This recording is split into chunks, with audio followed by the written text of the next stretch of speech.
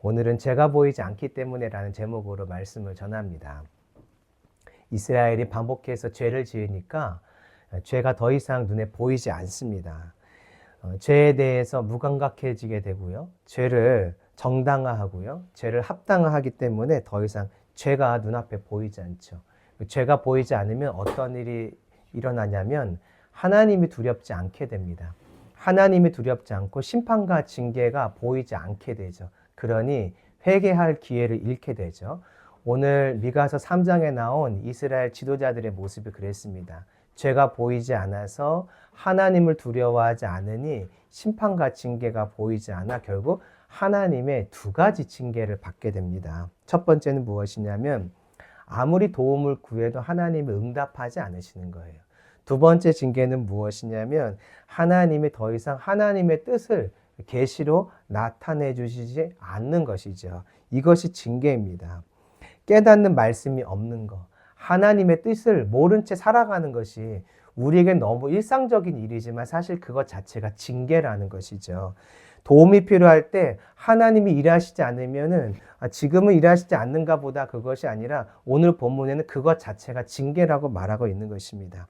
사단이 우리가 죄에 대해서 무감각하게 만들어서 하나님의 진노를 이렇게 받게 만드는 것이죠. 그러므로 우리가 성령의 충만함으로 죄에 대해서 민감할 수 있기를 소망합니다. 죄가 보이기를 원합니다. 그래서 하나님의 진노가 보여서 회개함으로 이러한 징계의 자리에 서 있지 않기를 원합니다. 즉 하나님께 기도하면 응답이 있고 하나님의 뜻을 깨달아 아는 그 즐거움이 우리 안에 있어서 하나님의 부르심 속에서 사명 감당한 한 주가 되기를 소망합니다. 자, 1절 말씀 한번 읽어볼까요? 시작. 내가 또 이르노니 야곱의 우두머리들과 이스라엘 족속의 통치자들아 들으라. 정의를 아는 것이 너희의 본분이 아니냐. 하나님께서 이스라엘 지도자들에게 말씀하세요. 너희는 머리야. 머리는 하나님의 언약을 받아서 언약을 이루어가는 자를 말하죠. 너희는 통치자야. 통치자는 하나님의 계획대로 뜻대로 알고 결정하고 판단하는 자를 말합니다. 그런데 그런 지도자들이 자기의 본분, 원문에는 본분이란 말은 사실은 없어요. 자기에게 속한 일들을 하지 않았습니다. 어떤 일들을 해야 되냐면 정의를 아는 것이죠. 하나님의 뜻을 알고 계획을 알고 그 계획과 뜻에 따라서 판단하고 결정하는 일, 이것을 하지 않았습니다. 2절에 정의를 알고 따르지 않는 결과가 나오는데요. 한번 읽어봅니다. 시작. 너희가 선을 미워하고 악을 기뻐하여 내 백성의 가죽을 벗기고 그 뼈에서 살을 뜯어. 하나님의 뜻, 선을 증오하고요. 악을 사랑하기 시작을 해요. 그래서 그 마음이 어디로 흘러가냐면 백성을 착취하고 백성들의 것을 빼앗는 자리로 그들의 삶이 결정됩니다. 이것은 어떤 모습이냐면 아수르가 이방 나라를 정복했을 때 포로를 다스리는 방식이에요. 가죽을 벗기고 뼈에서 살을 뜯는 것. 그러니까 하나님께서는 이 통치자와 지도자들을 세워서 너희가 나라의 백성들을 좀 잘 다스려라, 보듬어줘라, 살펴줘라 이렇게 보냈더니 그들이 마치 이방 나라의 왕처럼 이스라엘 백성들을 이방 나라의 포로처럼 다스렸다는 것이죠. 3절에 더 자세히 나와 있는데요. 읽어볼까요? 시작. 그들의 살을 먹으며 그 가죽을 벗기며 그 뼈를 꺾어 다지기를 냄비와 솥 가운데에 담은 고기처럼 하는도다. 살을 먹으면 실제로 살을 먹은 것은 아니고 착취하는 그 모습이 얼마나 심각한가를 보여주는 거죠. 마치 냄비 안에 담겨져 있는 고기처럼 이들을 대한다는 거예요. 모든 것을 다 뽑아 먹을 만큼 다 뽑아 먹는 착취하는 삶을 살았다는 거죠. 지도자가 하나님의 기준을 떠났어요. 그랬더니 그들만 악을 행하는 것이 아니라 그들의 악이 온 이스라엘 땅에 덮여서 백성들이 고통을 겪게 되죠. 그래서 하나님이 로마서에 우리에게 말씀하시기를 지도자들을 위해서 기도해라. 지도자들이 어떻게 되기를 기도해야 되냐면 하나님의 말씀 안에 있고 하나님의 뜻 가운데 있고 하나님의 선을 사랑하기를 우리가 기도해야 합니다. 그래야 나라가 안전하기 때문에 그 안전하고 평화로운 가운데 우리가 하나님의 일을 감당할 수 있는 거죠. 자, 이런 악한 지도자들을 하나님이 보고 그냥 가만히 계시는가? 그렇지 않다는 거예요.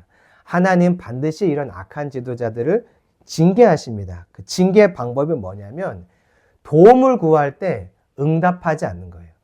간구하지만 도움을 구하지만 도와주지 않는다는 거죠. 4절 한번 읽어볼까요? 시작. 그때 그들이 여호와께 부르짖을지라도 응답하지 아니하시고 그들의 행위가 악했던 만큼 그들 앞에 얼굴을 가리시라. 그때 그것은 어려운 일을 당할 때예요. 이 지도자들이 이렇게 악하게 마음대로 행하는 것 같지만 하나님이 반드시 그들에게 어려움을 주시거든요. 돌이킬 기회를 주는 거죠. 그때 사사기처럼 그들이 하나님을 찾게 될 텐데 하나님이 어떻게 하시냐면 아무리 찾아도 응답하지 않으시겠다 이렇게 말씀을 하세요. 왜냐하면 여기 보니까 그들이 악했던 만큼이거든요. 행위가 악했던 만큼, 즉 하나님의 얼굴을 구하지 않고 하나님의 얼굴을 떠난 만큼 나도 너희들을 향하여 나의 얼굴을 더 이상 비춰주지 않고 나도 너희를 떠날 거야 이렇게 말씀하세요. 행한 만큼 받게 하신다는 거죠.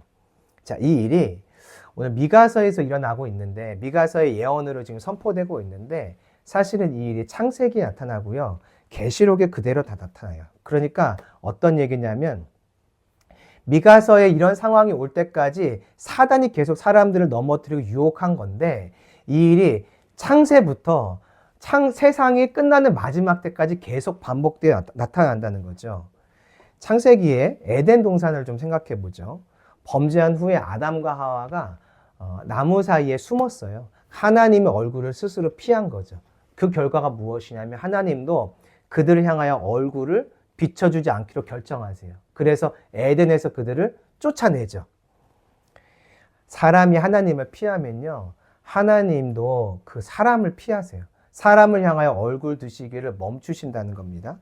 계시록 안에도 똑같이 나타나요. 라오디게아 교회 안에 예수님이 계시지 않았습니다. 그래서 성경을 보면 뭐라고 되어 있냐면 예수님 문 밖에서 똑똑똑똑 하며 그 교회를 향하여 두들기고 계신다라고 말씀을 하고 계세요. 그 말은 무엇이냐면 교회가 있고 교회 안에 계셔야 될 예수님이 교회 바깥에 계시다는 뜻이에요. 물론 그들을 부르신다는 것은 긍정적인데 지금 상황은 뭐냐면 예수님이 교회 안에 계셔야 되는데 성도들 안에 계셔야 되는데 예수님이 성도 바깥에, 교회 바깥에 계시다는 것은 성도가 라오디게아 교회가 예수님을 버렸다는 뜻이에요. 예수님을 찾지 않는다는 말이죠. 그럼 결과적으로는 어떻게 되냐면 참다가 기다리시다가 예수님도 교회를 떠나게 돼 있는 거예요. 사단이 끊임없이 이 똑같은 전략을 씁니다. 창세부터 세상이 끝나는 마지막 때까지 어떤 전략을 쓰냐면 우리가 하나님을 떠나게 만들어요.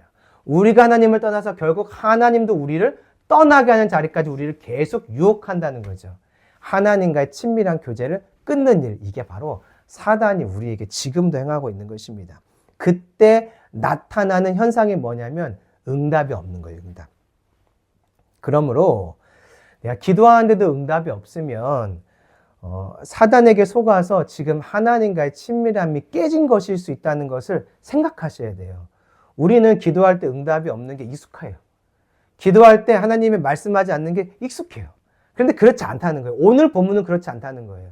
응답이 없으면 친밀함이 깨져 있는 나의 범죄한 상태에 있을 수 있다는 겁니다. 그러므로 응답이 없으면 나중에 주님이 또 응답하시겠지 하고 기다릴 것이 아니라 내 안에 혹시 하나님을 내가 찾지 않고 그의 얼굴을 구하지 않고 그의 친밀함을 기대하지 않는 내 안에 죄가 무엇인지를 반드시 돌아봐야 된다는 거예요. 돌아보고 이것을 깨뜨려야 하나님의 응답이 다시 시작된다는 거죠. 응답이 없는 것을 보고 기다리고 참는 것이 아니라 내 안에 죄를 돌아보고 친밀함을 막는 것들을 깨뜨리고 친밀함 속으로 들어가 여러분의 삶 가운데 하나님의 응답의 복이 있기를 소망합니다. 자, 이젠 두 번째 주님의 징계가 나타나요. 역시 응답하지 않으심인데 이 응답하시지 않으심은 구체적으로 뭐냐면 자기의 뜻을 더 이상 보여주지 않는 겁니다. 5절 한번 읽어봅니다. 시작. 내 백성을 유혹하는 선지자들은 이에 물 것이 있으며 평강을 외치나 그 입에 무엇을 채워주지 아니하는 자에게는 전쟁을 준비하는도다. 이런 선지자에 대하여 여호와께서 이르시되 하나님이 선지자들을 향해 말씀하세요. 내 백성을 너희는 유혹하고 있어. 이 유혹은 누가 하는 거냐면 사단이 하는 거잖아요. 유혹은 뭐냐면 진리를 훼손하고 거짓을 줘서 사람들이 진리로부터 방향을 잃게, 길을 잃게 만드는 거예요. 근데 이 일을 누가 하냐면 선지자들이 한대요. 선지자들은 원래 하나님의 뜻을 딱 받아서 정확한 메시지를 주는 거죠. 길을 잃은 사람들에게 가지 마. 거기 아니야. 더 가면 안 돼.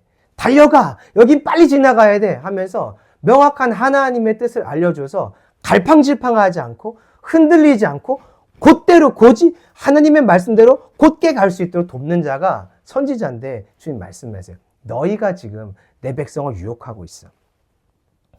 왜 이렇게 사람들이 선지자들이 진리를 사람들로부터 잃게 만들고 헤매게 만드는가? 이유를 봤더니 선지자들이 돈을 쫓고 있어요. 그러니까 돈벌이로 예언을 한다는 거예요. 선지자들이 점쟁이처럼 복채를 받습니다. 그리고 복채를 많이 주는 자에게는 좋은 예언을 해줘요. 당신의 인생이 평안할 거예요. 잘 될 거예요.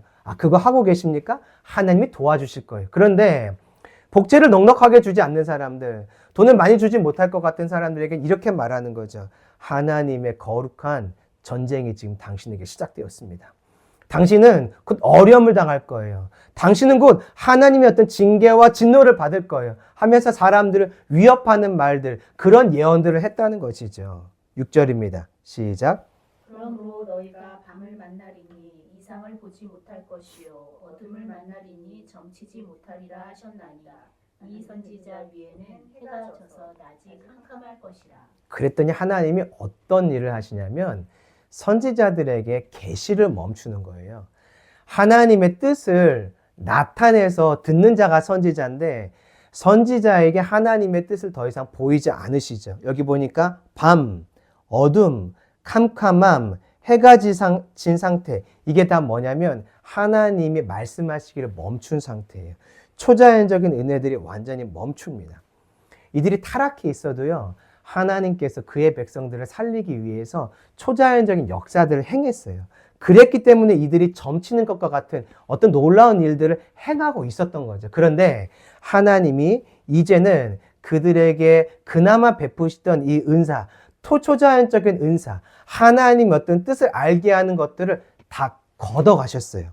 그랬더니 이렇게 됩니다. 7절이에요. 시작.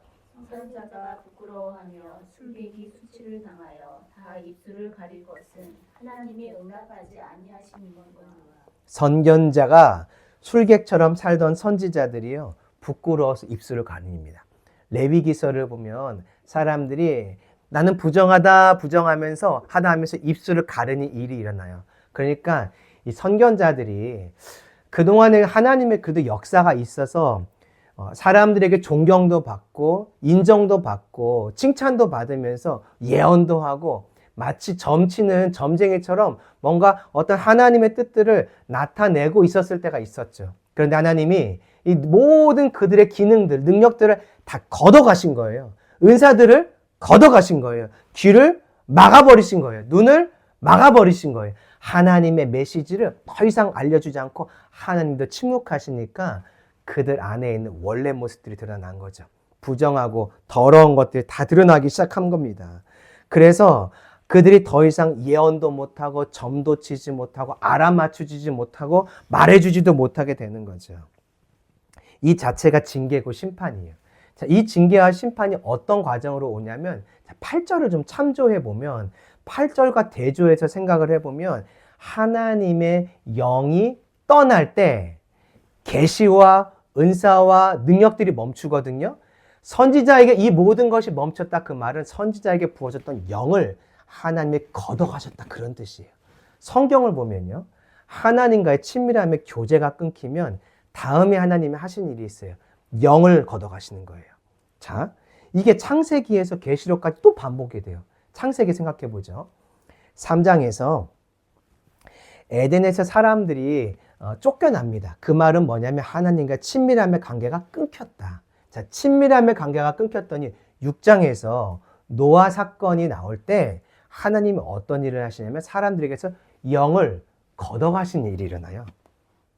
창세기에 있었던 일이죠. 사단이 우리를 그렇게 유혹해서 하나님이 우리에게 부어주셨던 영을 걷어가시게 만들어요. 사단의 전략이에요.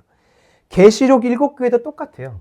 계시록에 봤더니 에베소 교회가 하나님의 뜻을 자꾸 벗어나니까 하나님이 뭐라고 말씀하시냐면 내가 너에게서 촛대를 옮기겠다.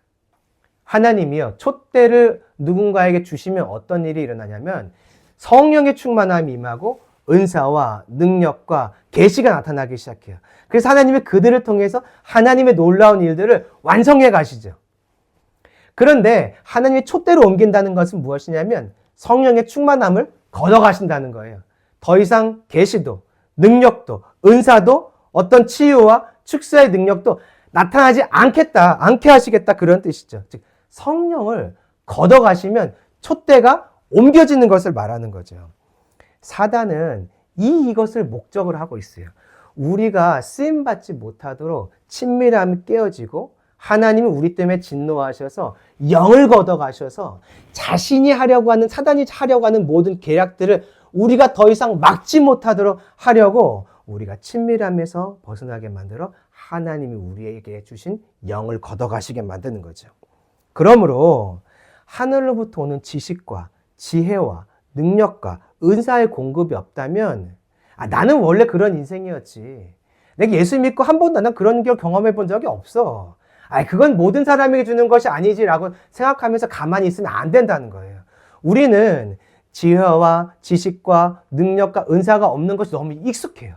우리의 인생은 너무 익숙해서 이것이 없어도 괜찮고 없어도 상관없다고 생각하는데 오늘 본문은 아니라는 거예요. 우리에게 그러한 능력이 부어지지 않고 있다면 그것은 곧 하나님의 징계일 수 있다라고 말하고 있죠. 징계라면 어떻게 됩니까? 거기 머물러 있으면 안 되고, 주님, 혹시 내가 하나님의 뜻과 무엇이 달라서 내게 하나님의 뜻을 아는 지혜와 지식과 깨달음들을 멈추셨죠? 물어봐야 된다는 거예요. 내게 능력과 권세가 부어지고 있지 않다면 주님, 도대체 무엇 때문에 나에게 부어주시는 은혜들을 멈추셨습니까? 능력들이 나타나지 않습니까? 하고 물으면서 은혜의 공급이 막힌 것들을 깨뜨리고 다시 내게 성령의 충만함과 능력이 부어지기를 간구해야 그것이 믿음의 길을 걸어가는 모습이라고 알려주고 계세요. 우리는요, 능력 없는 삶이 익숙해요. 우리는 모두가 능력을 구하지만 은사가 없는 삶이 그냥 익숙한 거예요. 원래 그랬고 지금도 그렇고 앞으로도 그럴 것이라고 생각하는데 여러분, 그렇게 멈춰 있으면 안 돼요. 멈춰 있지 말고 은혜의 공급이 막힌 것들을 뚫어내어서, 회개함으로 뚫어내어서 다시 은혜가 임하는 징계에서부터 벗어나 하나님의 기쁨과 즐거움이 되는 인생 되기를 소망합니다. 자, 8절입니다. 시작. 오직 나는 여호와의 영으로 말미암아 능력과 정의와 용기로 충만해져서 야곱의 허물과 이스라엘의 죄를 그들에게 보이리라. 이제 미가가 자신의 상황을 설명하는데요. 이러한 이스라엘을 보면서 하나님이 내게 주신 메시지가 무엇인지를 알려줘요. 한번 읽어보면은 미가가 지금 하나님의 영으로 충만했죠. 선지자들은 영을 걷어가셨는데 그에게 영으로 충만해서 세 가지가 임합니다. 능력, 이것은 말씀을 깨닫고 아는 어떤 그런 능력들을 말해요. 마음이 뜨거워집니다. 정의를 깨달아요. 아까 그 지도자들, 통치자들이 정의를 알아야 되는데 정의를 알지 않는다고 말했죠.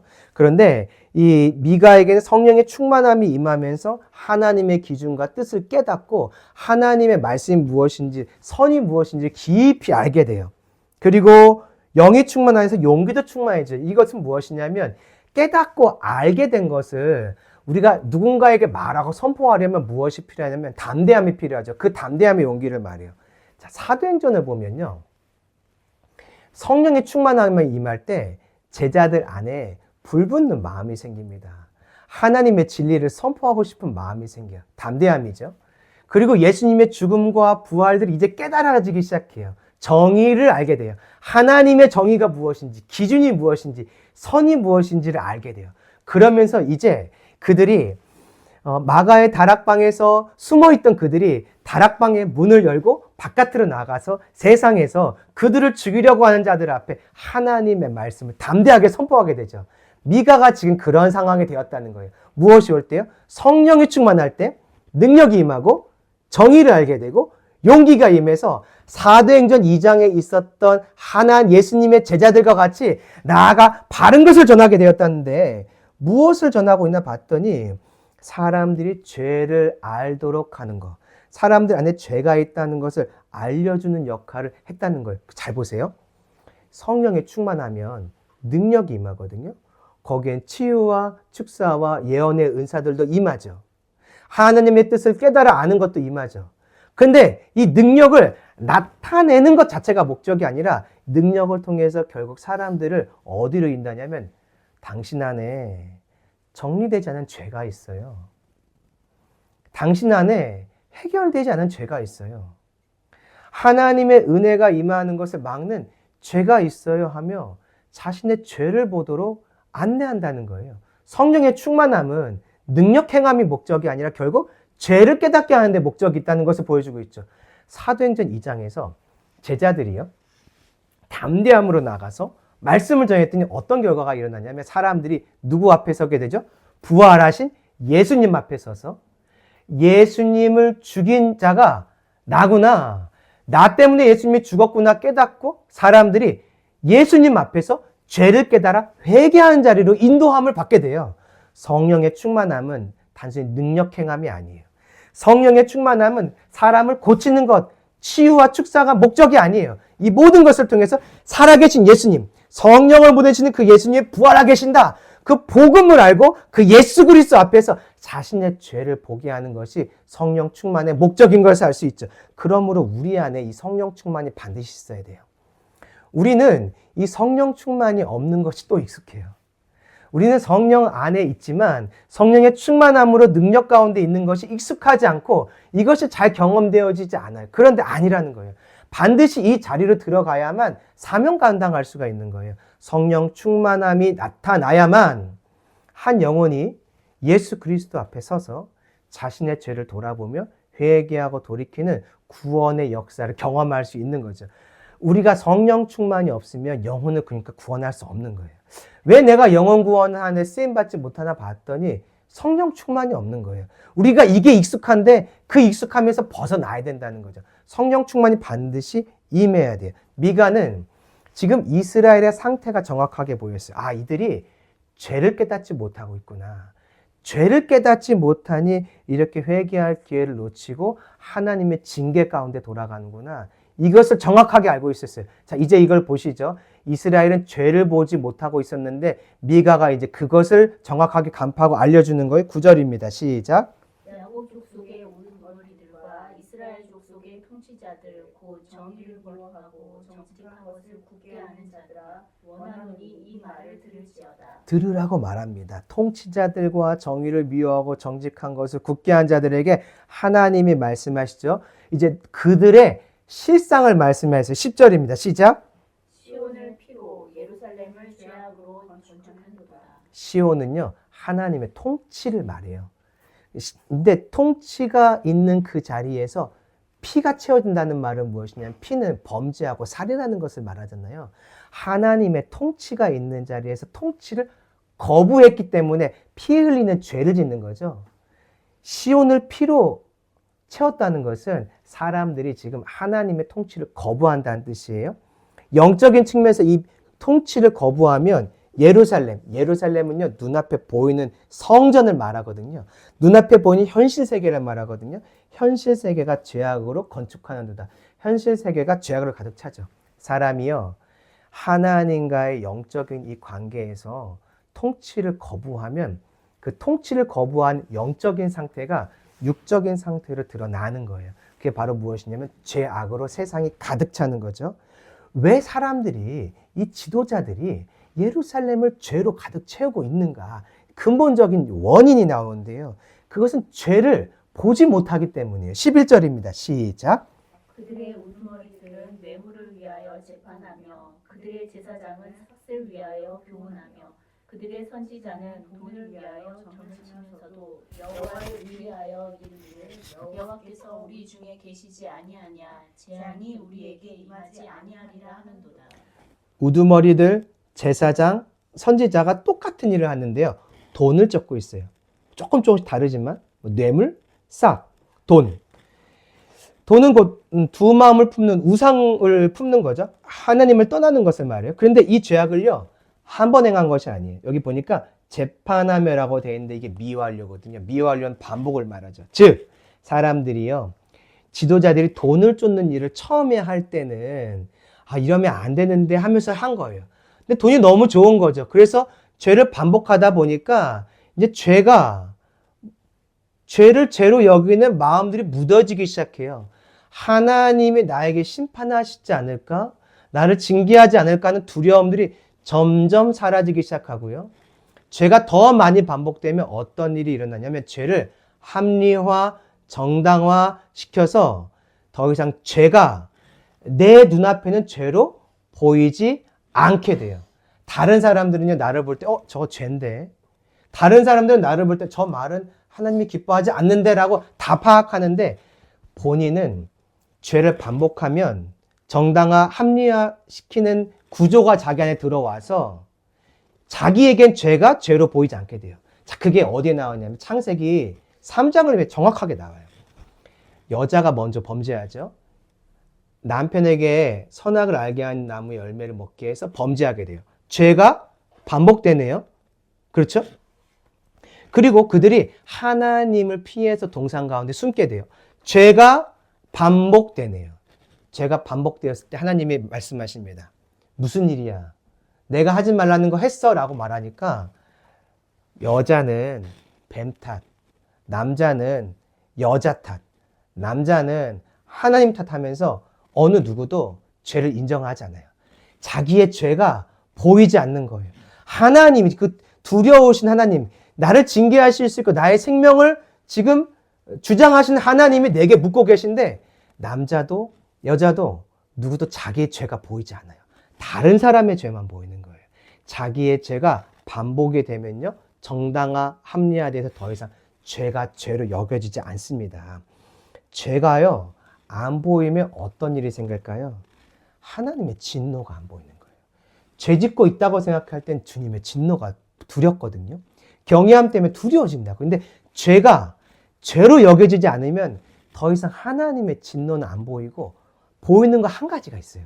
그것이 무엇이냐면 평안을 약속한 성전이 보여요. 절기를 지키고 있는 순종하는 내 모습이 보여요.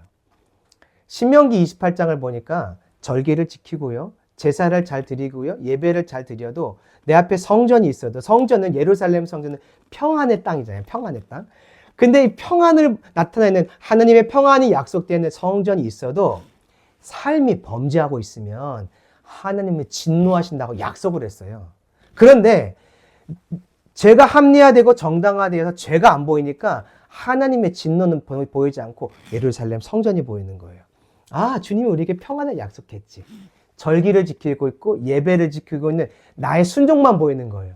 순종이 있어도 죄가 함께 이루어지면 주님은 진노하시는데 나의 죄가 안 보이니까 순종만 보여서 우리는 평안해. 우리에겐 재앙이 없어. 이렇게 말하게 되는 거예요. 11절을 보세요. 여호와께서 우리 중에 계시지 아니하냐. 이게 지도자들의 말이에요.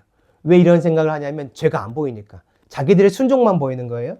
재앙이 우리에게 임하지 아니하리라. 왜 이렇게 말할까요? 죄가 가득 차 있는데 죄가 죄로 여겨지지 않으니까 순종만 보이는 거예요. 절기를 지키고 성전이 있는 하나님의 약속들만 보이는 거죠. 그래서 우리에겐 평안이 있어라고 사람들이 생각을 하게 되는 거죠.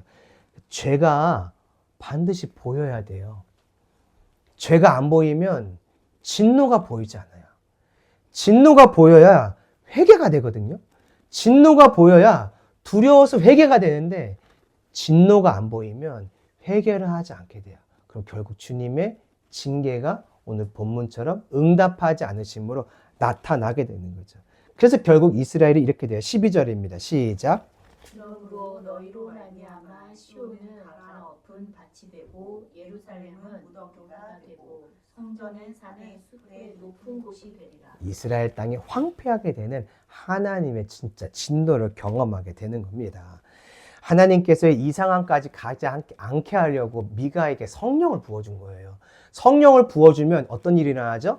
능력과 역사와 하나님의 뜻이 풀어지면서 사람들이 말씀 앞에 서게 돼요. 예수님 앞에. 그래서 자기의 죄를 돌아보게 되는 거죠. 하나님은 그래서 이 미가 시대의 이스라엘 백성들이 말씀 앞에 서서 자기의 죄를 좀 보길 원하셨던 거예요. 죄를 보면 주님의 진노가 보이고 진노를 보면 회개하여 돌이킬 수 있기 때문입니다. 그러므로 여러분 복이 무엇인지 아세요? 복은요, 죄를 보는 거예요. 죄를 보지 못하는 게 재앙이에요. 죄를 보면 회개할 기회를 얻기 때문에 이게 진짜 복인 것입니다. 천국이 있으면 좋아요. 천국이 있으면 구원이 소망되죠. 그런데 지옥이 반드시 보여야만 해요. 지옥이 보여야만 와, 죄 지으면 저렇게 되는구나. 그거를 봐야 죄를 멈출 수 있잖아요. 죄를 멈추고 그래, 천국에 가는 삶을 살아내야지. 천국에 반드시 들어가야지. 그게 복이지. 이게 분별이 되면서 보이는 거예요. 그래서 주님은 천국만 주신 것이 아니라 지옥도 우리에게 보여주고 알려주는 거죠. 말씀을 정리합니다. 하나님이요, 응답을 멈춘 것은 징계예요. 깨달음이 없다면 징계의 자리에 있을 수 있는 거예요. 응답이 없고 기도하는데 하나님이 아무 말씀 안 하시고 답을 주지 않고 도와주지 않는다면 오늘 본문은 징계일 수 있다고 말하고 있어요. 우리가 그 징계의 자리에 혹시 있다면 돌이켜 회개하기를 소망합니다. 그래서 하나님의 응답이 있는 삶을 우리가 살아야 되지 않겠습니까? 하나님의 뜻 가운데 기도함으로 응답이 있고 하나님의 뜻을 알고 살아가는 것이 복이잖아요. 그 주님과의 친밀함, 이 복이 저와 여러분 안에 온전히 회복되어서 한 주간의 삶을 살아갈 때 하나님의 뜻이 깨달아짐으로 순종하여 걸어가고 능력과 은혜가 나타남으로 나와 함께 만나는 사람들을 예수 그리스도 앞에 세워 그들을 구원하는 사명 감당하는 한 주가 되기를 소망합니다.